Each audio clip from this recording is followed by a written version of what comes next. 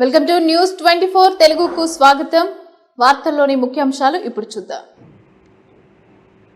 తమ జీవితం ప్రజాసేవకి అంకితమని, పాలకునిగా కాకుండా సేవకునిగా ప్రజలకు అందుబాటులో ఉండి సేవలు అందిస్తానని, పేదరికంపై నిరంతరం పోరాటం చేస్తున్నానని రాష్ట్ర కార్మిక శాఖ మంత్రి వాసంశెట్టి సుభాష్ పేర్కొన్నారు. మంగళవారం మంత్రి సుభాష్ జన్మదిన వేడుకలు వెంకటాయపాలెంలోని పేపకాయల బాబ్జీ కళ్యాణ మండపంలో పండగలా నిర్వహించారు. రాష్ట్ర వ్యాప్తంగా పెద్ద ఎత్తున కూటమి పార్టీ నాయకులు, అధికారులు, కార్యకర్తలు, అభిమానులు తరలివచ్చి అభినందనలు తెలియజేశారు. ఈ సందర్భంగా మంత్రి సుభాష్ మాట్లాడుతూ తన పట్ల ప్రేమాభిమానాలు చూపించి శుభాకాంక్షలు తెలియజేసిన ప్రతి ఒక్కరికి పేరు పేరున కృతజ్ఞతలు తెలిపారు. మన కార్యకర్తలు, మన అభిమానులు ఇచ్చిన ఈ బండిని రేపు నుంచి ఉపయోగించి ఎవరికి ఏ యొక్క విద్యార్థికి ఎవరిచ్చిన బండి ఇస్తున్నామో వాడికి తెలియపరిచి వాళ్ళ ద్వారా కూడా మేము రేపటి నుంచి స్కూళ్ళు, కాలేజీలో జాయిన్ చేస్తామని తెలియజేసుకుంటాం. అలాగే మీరు గమనించాలి, ఇక్కడ ఈ పిల్లలు వాళ్ళ తల్లిదండ్రులు ఏ స్కూల్లో చదివించాలని కలగన్నారో ఆ స్కూల్లోనే చదివించడం జరుగుతుంది. అలాగే మరి ఈ రోజున చాలా ఇక్కడ ఉన్న పిల్లలందరూ కూడా మీరు గమనించవలసింది ఏంటంటే, అందరూ కూడా తల్లిదండ్రులు లేరు ఒకటి, రెండోది వాళ్ళందరూ కూడా 90% బాగా చదువుతారు. 90% మార్క్స్ ఉన్నవాళ్ళే.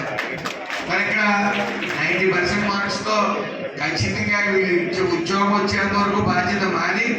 ఉద్యోగం వచ్చిన తర్వాత ఏం చేస్తారనేది అంటే ఇదేం ప్రిపేర్ చేసింది కాదు, అదేదో మన ప్రోగ్రాంలో జగన్మోహన్ అన్నది అది అయిపోయింది కాదు. కాబట్టి ఇక్కడ వాళ్ళు ఏం చేస్తారనేది చూద్దాం. Thank you sir.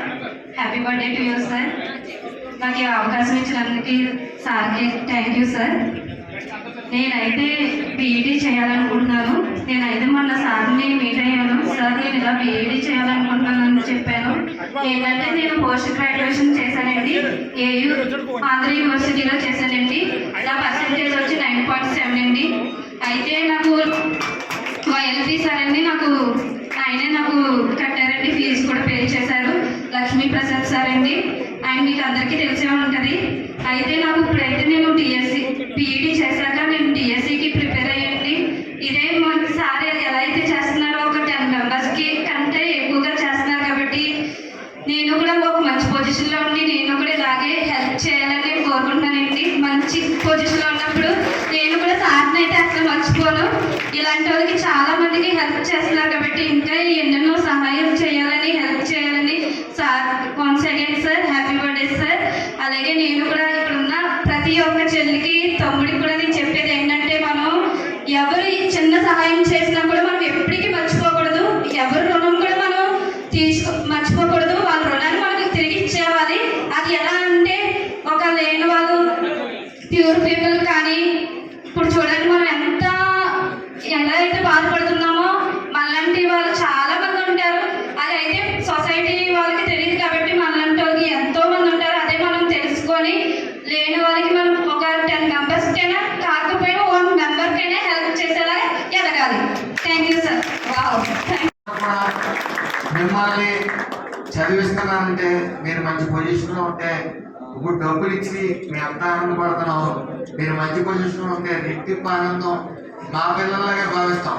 ఖచ్చితంగా మీరు మంచి మార్కులతో అయితే ముఖ్యంగా నేను ఒక అమ్మాయి, 3 పాపలు, తల్లి తండ్రి కూడా లేరు. మన అత్తయ్య అత్తయ్య చూసుకుంటున్న బాబు వచ్చారా? మేడత్త గారు చూసుకుంటున్నారని చెప్పారు కదా, ఆవిడ